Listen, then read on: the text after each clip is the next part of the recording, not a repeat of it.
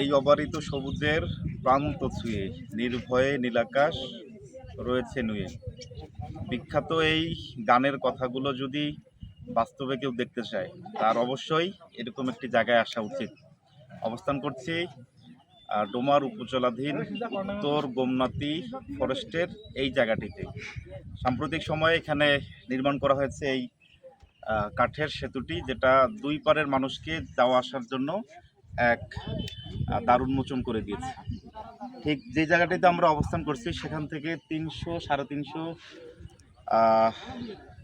Metre দূরেই কিন্তু ভারতের সেই কাঁটাতারের, আমার দিকে দেখ, কাঁটাতারের বেড়া। ভারতের এই কাঁটাতার মানে দুই দেশ, দুই দিকে দুই দেশ। আর যে বিষয়টির জন্য এই জায়গাটিতে লোকজনের সমারোহ ঘটছে ইদানিং, সেটি হচ্ছে এই গোমনাতি ফরেস্টের এই সবুজের সমারোহ। অনেক সুবিশাল গাছগুলো সুন্দর করে আছে, প্রকৃতির যেন অন্যরকম একটা এখানে আতুরঘর। এবং বর্ষা মৌসুম যেহেতু শুরু হয়েছে, জ্যৈষ্ঠ মাস, পানিগুলো কিন্তু টইটুম্বুর। বিশেষত সীমান্তবর্তী যে খাল বা নদীগুলো থাকে সেই নদীগুলোতে কিন্তু পানির উপস্থিতি খুবই লক্ষ্য করা যায়।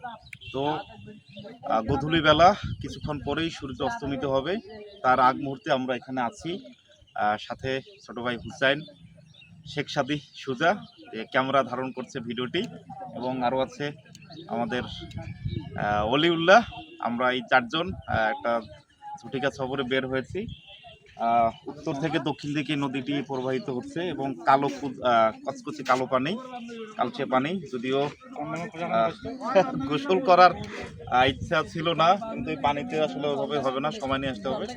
তো যেই ভাই ব্রাদাররা আমাদের আজকে এই সফরে মিস করলেন, আপনারা আরেকটা ডেট নেন, আমরা আপনাদের সাথে আসবো।